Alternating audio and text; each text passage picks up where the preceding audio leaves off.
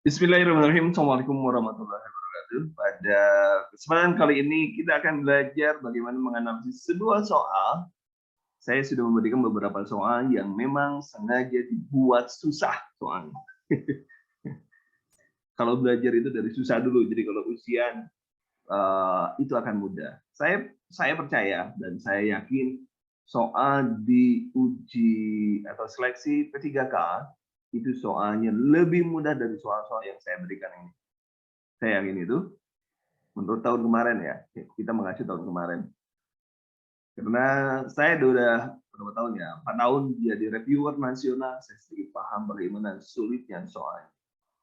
Tetapi daripada tidak bisa, lebih baik yang sulit sehingga Anda mendapatkan yang mudah itu akan sangat dengan mudah. Masih dengan saya Hendy Duru, teman-teman silakan yang nanti kalau ada di YouTube-nya silakan subscribe, jangan lupa karena nanti ada beberapa materi yang tidak saya berikan melalui Zoom dan akan langsung diberikan di YouTube. Oh, kan ada saya roti iklan. Nah, pada kesempatan kali ini kita akan mencoba bagaimana memecahkan sebuah soal yang ini adalah soal dengan kategori sulit. Kalau kita lihat di soal-soal tahun kemarin, menurut saya sih kategorinya menengah ke bawah gitu ya. Menengah ke bawah itu artinya tidak terlalu sulit. Kalau ini menengah ke atas nih soalnya. Bagaimana kita menengah ke atas ini bisa, apalagi mengatasi soal-soal yang menengah ke bawah. Nanti saya akan menjelaskan tips dan triknya. Tapi ini ada klausa nih. Jangan pernah menghafal soal. Jangan pernah menghafal soal, tetapi pahami cara menjawab soal. Ini paham ini. Jangan pernah menghafal soal, tapi pahami cara menjawab soal seperti apa. Itu karena saya tidak yakin soal-soal itu akan keluar. Ya, kemarin kan sudah pemerintah mengatakan bahwa mereka sudah mengirimkan soal. Banyak banget itu soalnya. Ya, banyak banget soalnya sehingga kita bisa berharap soal-soal ini ada masuk. Dan biasanya soal-soal ujian itu lebih sulit pada ujian selanjutnya dibanding sebelumnya. Maksudnya begini, biasanya kalau bikin soal di awal-awal itu tahun 2000 berapa ya, tahun 2020 itu mulai ada P3K, itu soal-soalnya itu tidak terlalu sulit, mungkin lebih tingkat kesulitan akan dinaikkan sementara saat ini. Dan target Anda harus benar 83%, 83/83, 85% dari soal 90. Silakan hitung sendiri 85 dari 90. 30,8 kali 90 aja. Nah, itu jadi berapa harus benar. Dan bisa Anda lakukan apabila Anda terbiasa membaca soal. Kita berdoa soalnya mudah-mudah, gampang-gampang, jawabannya Anda mudah juga, tapi ada kalanya kita diuji dengan sesuatu yang di luar ekspektasi, di luar harapan kita. Makanya mungkin saya akan memberikan sesuatu yang berbeda, pada Anda supaya Anda lebih paham lagi. Oke, kita mulai pada materi. Saya akan mulai menunjukkan kepada Anda bagaimana cara menganalisis soal. Nih, saya tidak akan membahas satu persatu, tetapi akan menunjukkan kata kunci kepada Anda. Oke, saya harus menulis. Oke, di sini, nah, notation-nya mana? Oke, perhatikan oleh Anda, kalau ada kasus dilema etik, maka Anda harus melihatnya dari sudut pasien versus sudut perawat. Nah, dari sudut pasien versus sudut perawat. Maksudnya apa? Kalau kita lihat dari sudut pasien, artinya pasien itu melihatnya seperti apa, ya? Pasien itu melihatnya seperti apa? Ya, pasien itu melihatnya seperti apa. Sehingga nanti kita akan dengan mudah sekali, melihat ini maksudnya apa. Sudah barang tentu, Anda harus paham satu persatu maksud dari etik tersebut. Ya, kalau di sini ada fidelity, confidentiality, autonomy, justice, autonomy, veracity, justice lagi, norma efisien. Itu perbedaannya di mana? Itu harus menjadi bagian yang harus Anda kuasai. Kalau tidak salah di materi umum sudah saya berikan materinya dalam bentuk bulletin nomor 2 silakan Anda cari, maka Anda akan mendapatkan materi itu. Oke, yang pertama di sini kita lihat pasien tampak sedih. Ini kalau dari atas. Nah, memang nih teman-teman. Pada soal HMB ini biasanya berlaku ide kalimat itu di awal paragraf. Maka di sini idenya adalah pasiennya sesak, tampak sedih dan selalu marah. Ya, selalu marah. Kenapa? Karena mungkin pasien menderita TB dan merahasiakan penyakitnya atas permintaan keluarga. Jadi mungkin dirahasiakan penyakitnya atas permintaan keluarga. Itu ide kalimatnya di sana. Artinya itu otonomi pasien itu terlangkahi. Artinya itu kita sudah jelas otonomi, ya, dari sudut pandang pasien otonomi. Otonomi itu berarti pilihannya itu sudah jelas, ada pilihan nomor A, nomor B, dan nomor C, itu sudah jelas. Yang lainnya sudah dieliminasi. Itu cara cepatnya seperti itu.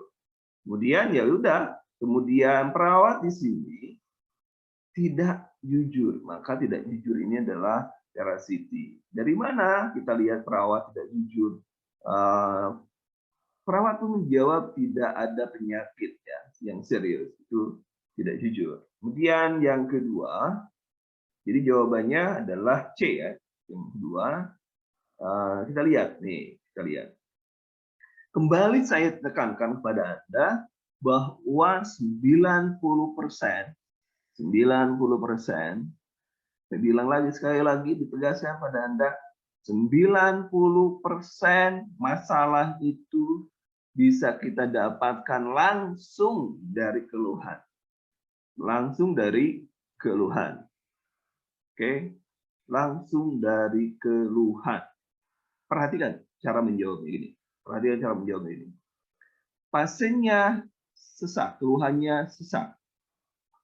Maka karena pasien keluhan sesak, maka kalau ditanya apakah masalah keperawatannya apa, nah, di sini kan nanyanya apakah masa perawatan yang tepat pada kasus tersebut, maka kita lihat keluhannya adalah sesak.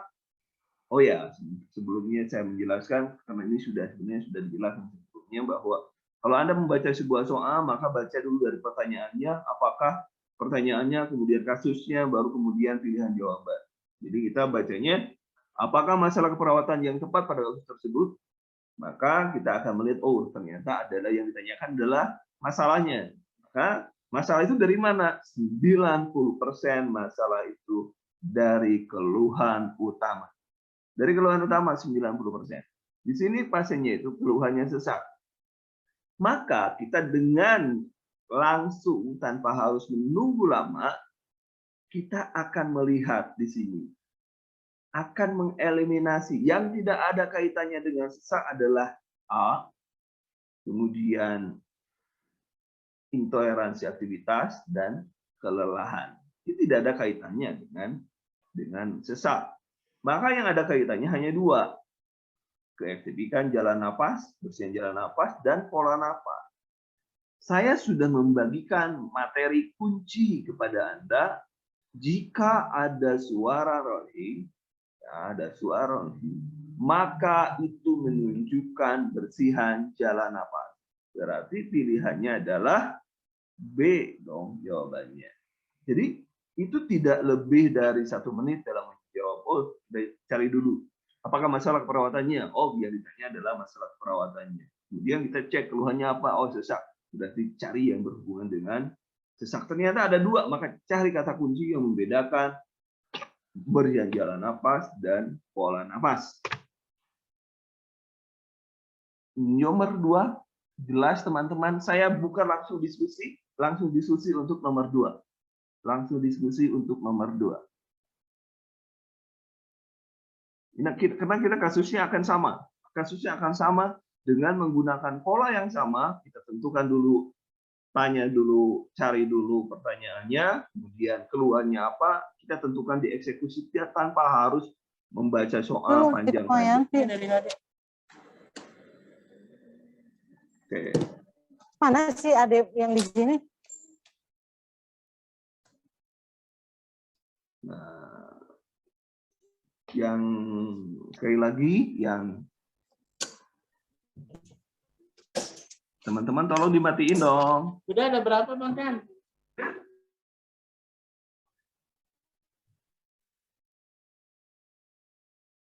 Nah, oke, kita lanjutkan. Kalau memang jelas, kita akan praktek langsung saja. Saya tidak akan menjelaskan lagi. Anda harus bisa menjawab dalam waktu kurang dari 53 detik. Itu sangat hebat sekali. Kurang dari 53 detik. Tetapi saya ingin Anda mendapatkan jawaban dalam waktu kurang dari 30 detik. Dengan cara yang sama, maka nanti kita naikin kecepatan kita sehingga dalam 20 detik Anda sudah bisa menjawab soal. Tapi tentunya jawab soal dengan benar. Oke, nomor 3. Nomor 3 ini hanya pemahaman saja. Bahwa menjelaskan kualitas hidup itu tentunya adalah beneficient. Saya tidak akan membahas soal nomor 3. Yang saya bahas adalah ini. Yang saya bahas nomor 4. Nomor 4 soalnya adalah soal tindakan. Bagaimana Anda memahami soal tindakan pada saat Anda tidak paham SOP-nya?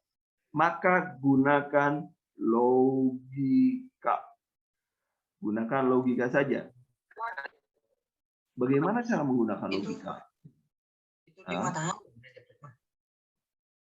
Bagaimana cara menggunakan logika? Kita lihat segini contohnya. Kalau saya tanya, apakah masalahnya otomatis? Coba lihat, muntah 5 kali pasti kekurangan cairan. Kekurangan cairan ini pasien diberikan pemasangan infus. Kemudian telah menyambung infuset dengan cairan, berarti baru disambungkan. Setelah disambungkan, otomatis akan kita buang tuh udaranya. Berarti yang jawabannya adalah B. Ya, jawabannya adalah B. Jadi gunakan logika saja. Karena tindakan itu urut-urutan ya. Tindakan itu urut-urutan sehingga kita hanya bisa menggunakan logika saja ya. Tidak mengatur tetesan cairan tapi memastikan kalau baru disambungkan berarti pastikan infuset itu bebas dulu dari udara.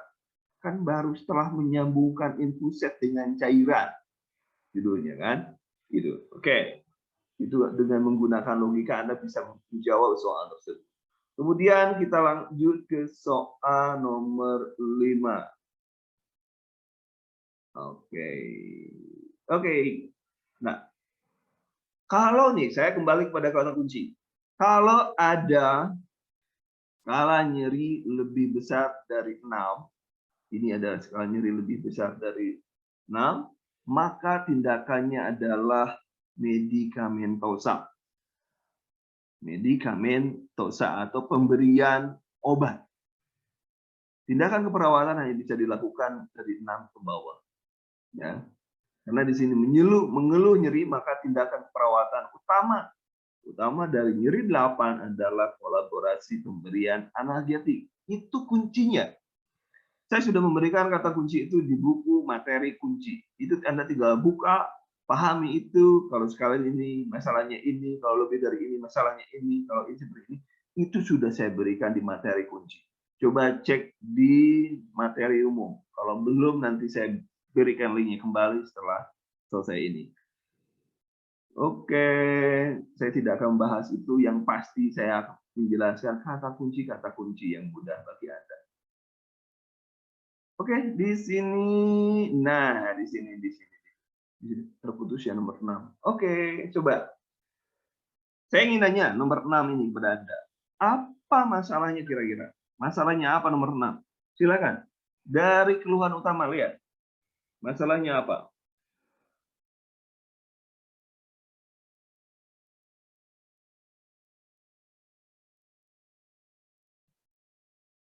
Oke, saya cek nomor 6, keluhannya apa?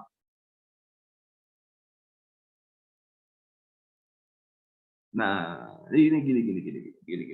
Anda harus bisa membedakan namanya masalah keperawatan, data itu harus bisa membedakan. Kalau misalkan keluhan sesak itu data, tapi masalahnya itu adalah Anda harus merangkum, melakukan analisis sehingga berdasarkan data yang ada muncullah masalah keperawatan. Oke, oh iya ini cerdas. Ya, jadi kita lihat di sini ada kata kunci di sini, sesak napas, batuk berlendir. Udah itu pasti bersihan jalan napas. Ini kalau berbicara tentang masalah. Nah, yang jadi masalah ini adalah tindakannya adalah diberikan pasien nebu. Berarti nebu itu untuk mengeluarkan, mengencerkan. Berarti jawabannya adalah apa evaluasi dari kasus di atas. Nebu mengencerkan bahwa sehingga peningkatan kemampuan pengeluaran sekret jawabannya. Jadi tidak, kalau misalnya coba perhatikan pada Anda, masalahnya bersihan jalan napas. Bersihan jalan napas yang berhubungan dengan bersihan jalan napas itu yang mana? Tidak ada penggunaan otot napas tambahan, itu untuk pola napas. Suplai asupan kalori, peningkatan asupan kalori itu untuk nutrisi. Hasil ronsen norma itu juga bukan. Kemudian penurunan suhu tubuh juga bukan. Jadi dari masalah kita sudah ketahuan jawabannya kemana. Jadi kita tentukan dulu masalahnya, kemudian tindakannya, baru kita melihat evaluasi. Itu lurus gitu ya, horizontal. Kalau masalahnya ini, maka tindakannya ini, maka evaluasinya ini. Jadi, sehingga bisa dijelaskan pada Anda, masalah merupakan atau menemukan masalah merupakan kunci dalam menjawab soal. Seberat apapun soal itu, mulai Anda membaca materi, membaca pertanyaannya apa, membaca kasus, baru menentukan masalah. Ingat, saya ingatkan kembali bahwa ide kalimat selalu di awal paragraf, maka Anda bisa memanfaatkan ide kalimat itu melalui keluhan utama atau keluhan. Keluhan yang ada di kasus tersebut itu menjadi 90% akan menjadi masalah keperawatan dari keluhan. Mudah-mudahan Anda paham sampai sini. Oke, sekarang nomor 7.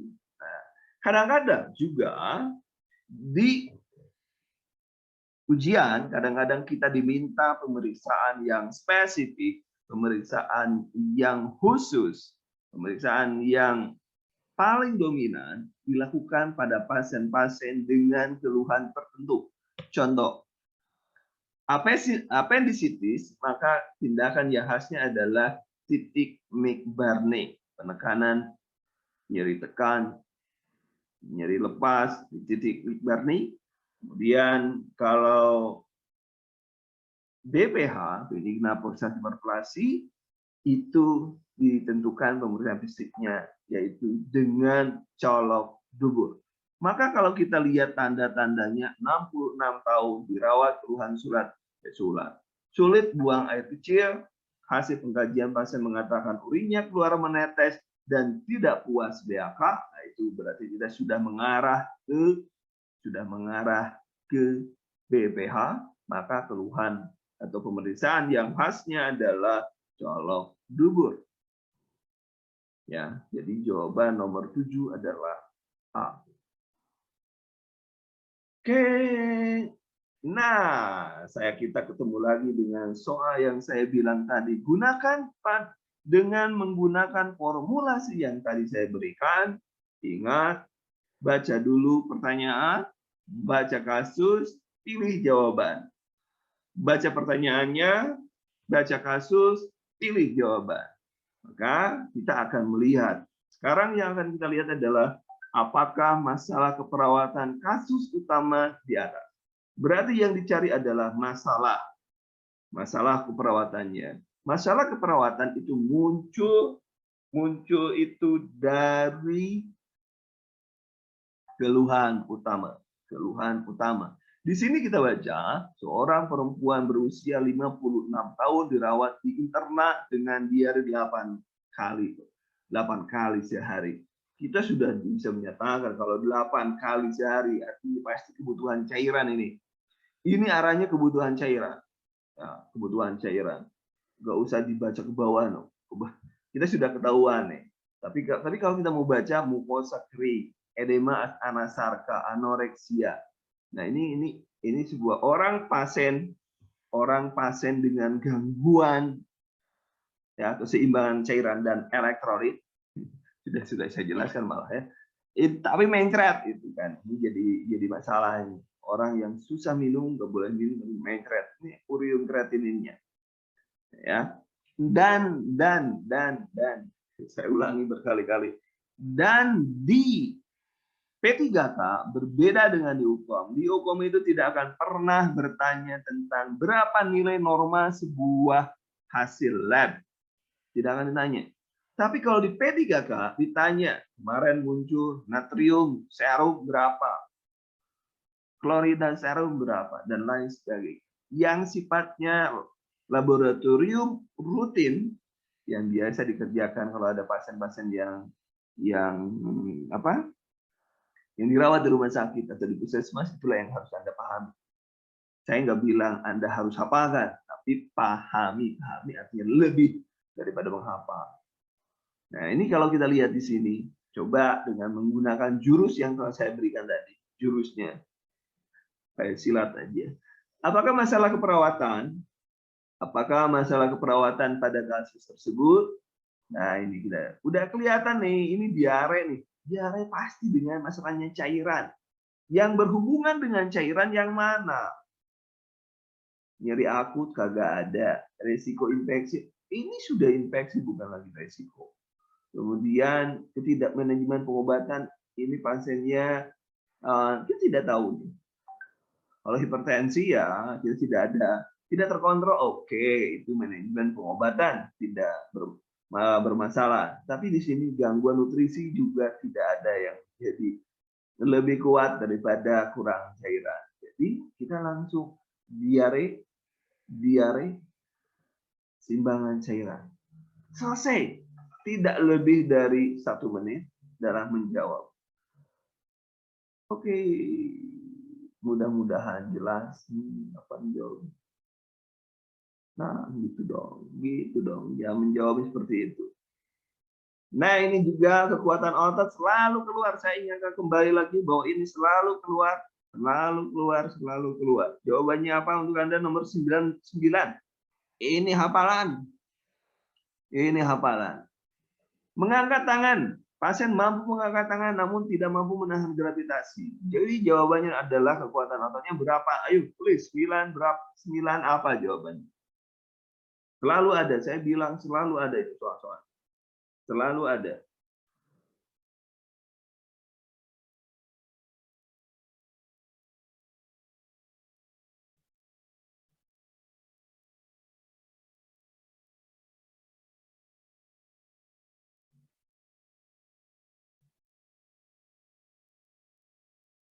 Selalu ada itu.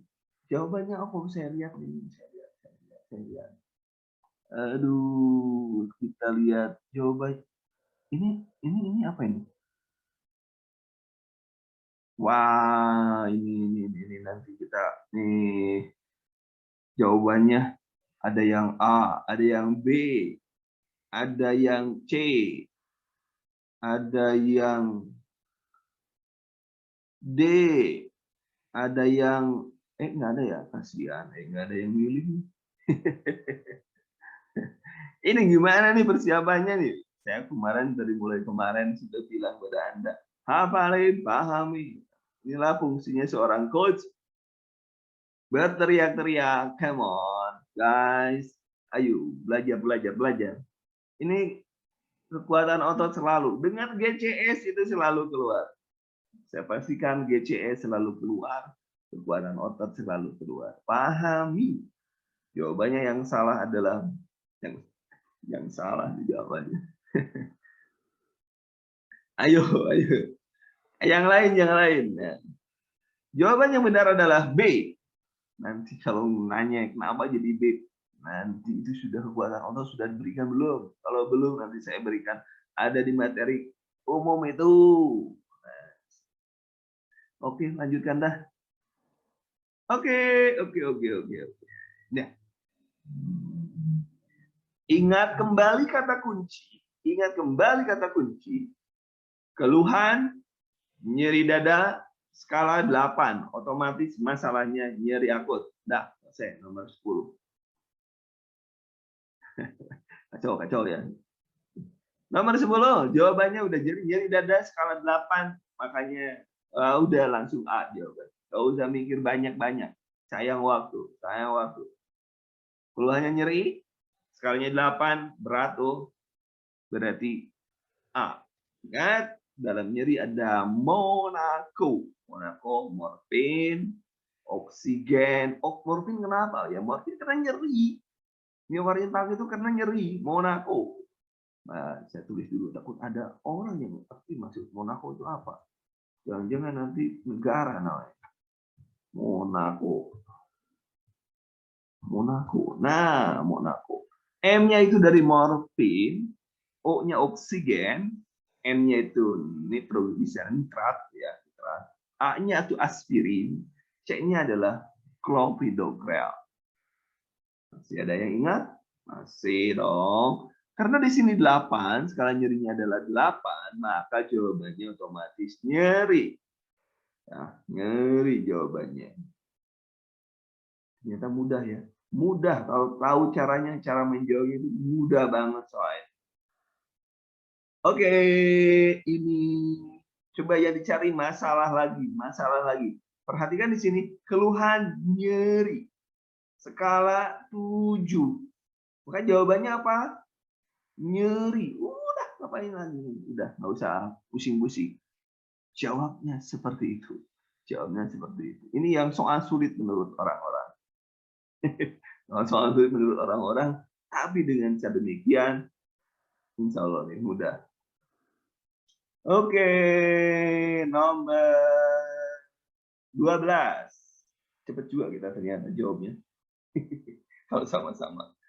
Oke, nomor 12. Cari pertanyaannya, apa tindakan keperawatan mandiri? Ingat loh, tindakan keperawatan mandiri, bukan tindakan keperawatan saja, tapi mandiri. Nah, sekarang kita lihat. Keluhannya batuk produktif. Wah, itu bersihan jalan napas. Dah, itu bersihan jalan napas. Karena tampak batuk produktif, dahak sudah dikeluarkan, udah itu bersihan jalan napas. Pasien sering minum air hangat dan batuk produktif, namun dahak masih sulit dikeluarkan. Berarti yang paling cocok yang mana? Oke. Halo. Nomor 12 apa jawabannya? Nomor 12 ada jawabannya. Nomor 12. Oke, D jawabannya. Bagus. D jawabannya ya. Nomor 13. Apakah tindakan yang tepat pada kasus di atas? Oh, ini.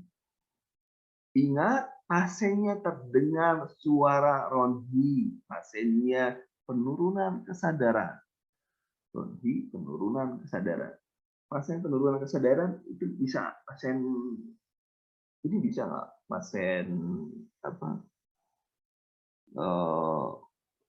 koma misalnya yang paling parah, bronsi pada lapang paru, onhi pada lapang paru. Ini gunakan logika, gunakan logika.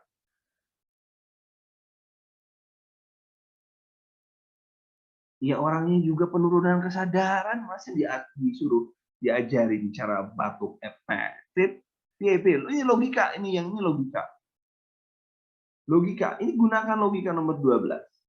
Nomor 13. Lapang paru, bro. Lapang paru, kiri dan kanan. Lapang paru, kiri dan kanan. Memang success sampai di mana itu kanalnya?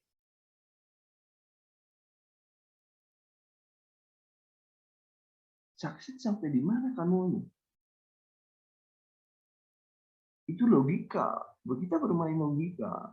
Nah ini jawabannya adalah A. Kenapa nggak suction?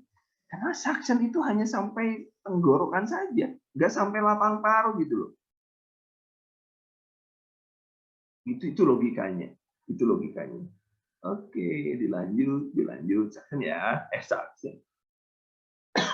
Fisioterapi. Sekarang nomor 14. Kolostomi selalu keluar. Sebelumnya juga kolostomi ada keluar. Logika kembali. Logika kembali. Sedang melakukan tindakan pengosongan kolostomi. Yang pertanyaannya adalah tindakan selanjutnya. Berarti kita dengan menggunakan logika saja kalau nggak ngerti. Perawat sedang membersihkan kulit dan stoma dengan rasa 0,9%. Logikanya gini. Kalau stoma bisa kelihatan, kita bisa melakukan pengajian kalau sudah bersih. Kalau masih kotor, kita nggak lihat kotornya, nggak bisa lihat kulitnya seperti apa dan lain sebagainya. Ya. Jadi kita gunakan logika. Setelah dibersihkan berarti kita C jawabannya, kita melakukan pengkajian. C. Benar. Pintar. Mudah-mudahan kalian semua lulus. Ya. Nomor 15. Nah, seorang laki-laki ada aneh, sensasi aneh. Evaluasi yang diharapkan. Kemudian pasien banyak bertanya tentang perawatan aktif setelah terpasang kantung kolostomi. Perawat mengajarkan cara perawatan kolostomi. Berarti apa evaluasinya? Evaluasinya berarti apa evaluasinya? Kalau sudah diajarkan, berarti kalau diajarkan cara melakukan perawatan, berarti mampu melakukan perawatan. Jawabannya adalah A. Jawabannya 15. Karena yang diajar ini kuncinya di sini. Bentar. Nah, kuncinya di sini nih. Perawat mengajarkan cara perawatan kolostomi. Nah, ini berarti karena yang ngomong perawatan kolostomi yang mana ini? Tidak ada yang lain ya. Kemudian nomor 18. Nomor 18 berusia seorang perempuan 52 tahun dirawat dengan keluhan kelelahan. Hasil pengkajian tampang uterus, perut membesar, terasa keras, lingkar perut 113. Tindakan keperawatannya apa ini? Ini kita lihat, kalau ada tindakan perawatan, berarti yang kita lihat adalah masalahnya dulu apa? Masalahnya dulu apa? Kita lihat masalahnya dulu apa? Asites. Berarti masalahnya dengan cairan. Mana yang berhubungan dengan cairan? Kita lihat B cairan, D cairan. Ini di sini judulnya itu kelebihan cairan, perut juga besar, asites, maka harus dibatasi. Jadi jawabannya nomor 16 adalah B. Tuh. Kemudian nomor 17. 17. Oh, Edema. Silakan, 17 dijawab oleh Anda. 17 dijawab oleh Anda.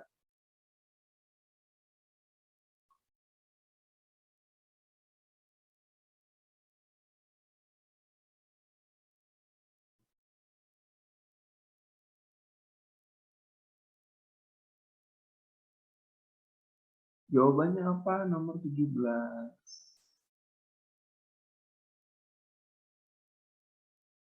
Apakah kriteria hasil yang diharapkan pada kasus di atas? Kriteria hasil yang diharapkan. Jawaban Anda apa? Nomor 17. Coba cek jawaban Anda.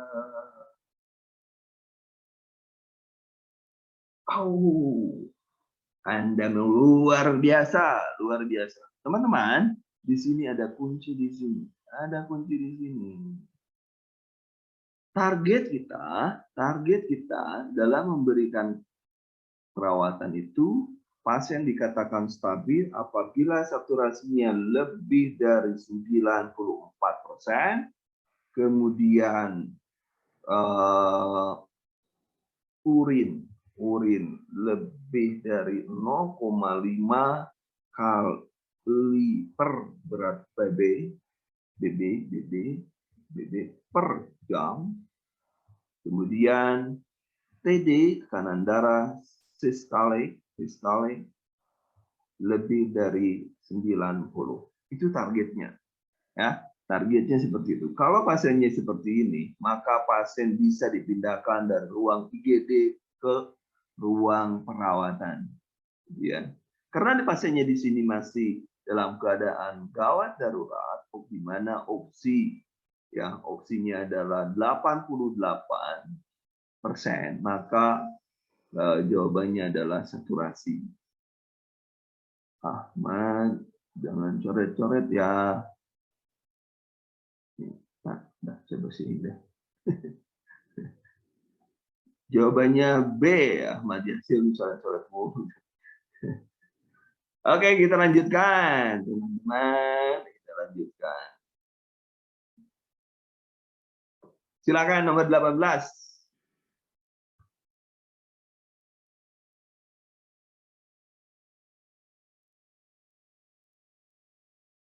Ingat bahwa hepatitis adalah PK oral, masuk melalui mulut, keluar dari anus, ya, PK, feses. Jadi ini hepatitis A hanya terjadi di daerah kumis, daerah kumis, bukan kumis bapak, kumuh dan miskin, kumis. Jadi kalau ada orang-orang yang kena hepatitis A, dapat kita pastikan endemi atau KLB hepatitis biasa berasal dari daerah-daerah yang kumuh, ya itu dipastikan. Termasuk juga tifoid, daerah yang jorok-jorok itu tifoid. Itu bisa dipastikan seperti itu, menurut penelitian seperti itu. Nomor 18 jawabannya katanya C. Oke. Gunakan sarung tangan. Benar jawabannya. Nomor 19. Ingat kemarin saya sudah memberikan penjelasan tentang materi atau materi palpasi dan perfusi. Yang diminta adalah vokal primitus adalah palpasi. Kalau redup perfusi. Nah, ini perbedaannya. Nomor 19 silakan. Nomor 19 silakan. Sinistra berarti lebih. Jawabannya nomor 19. Logika saja. Dengan menggunakan kata 77. Konon katanya kalau 77 itu kata yang memberikan getaran besar pada rongga dada. Sehingga keluar kata 77. Dirasakan dengan dua telapak tangan kita, maka akan teraba daerah yang normal akan lebih keras dibanding daerah yang tidak normal. Apalagi ada airnya. Di sinistra artinya di kiri ada airnya, evolusi udara ada airnya, berarti yang lebih keras adalah yang kanan. Berarti jawabannya adalah A jawabannya. Kenapa tidak ya? Itu perkusi, yang ini palpasi, ini yang didengar feminis, tapi itu palpasi, bukan perkusi. Gitu ya. Tuh kan. Kalau ragu-ragu jangan diganti, jawab aja ragu-ragu. Kamu jangan pernah diganti kalau Anda sudah menjawab walaupun ragu-ragu. A, jawab. Jangan pernah diganti karena itu namanya insting. Insting itu biasanya 90% benar. Jadi itulah doa-doa yang muncul, yang dialunkan oleh orang-orang yang kita sayangi adalah munculnya ragu-ragu dalam menjawab, insting yang tidak paham tapi ada perasaan jawabannya benar ini. Kalau ada seperti itu, jangan pernah dirubah. Jangan pernah dirubah sampai Anda yakin 100% penggantinya itu benar. Kalau nggak yakin, sama-sama nggak yakin, jangan dirubah pilihan pertama. Paham ya? Pandangan pertama itu jangan pernah dirubah. Itu halal pandangan pertama. Kesananya dosa loh. Oke, nomor 20. Nomor 20. Seorang laki-laki berusia 69 tahun yang ditanyakan evaluasi yang diharapkan. Evaluasi yang diharapkan. Evaluasi yang diharapkan adalah apa masalahnya? Batuk lendir, sesak napas. Berarti ada batuk lendir itu bersihan jalan napas. Bersihan jalan napas. Bersihan jalan napas. Berarti jawabannya yang terkait dengan bersihan jalan napas. Nomor 20 kita lihat jawabannya. Wih, mantap sekarang. Mantap sekarang. Alhamdulillah, mantap sekarang. Oke. Sampai nomor 20. Berapa benar jawaban Anda? Ternyata jawabannya adalah nomor 20, jawabannya adalah A. Nomor 20 jawabannya A. 20 jawabannya A.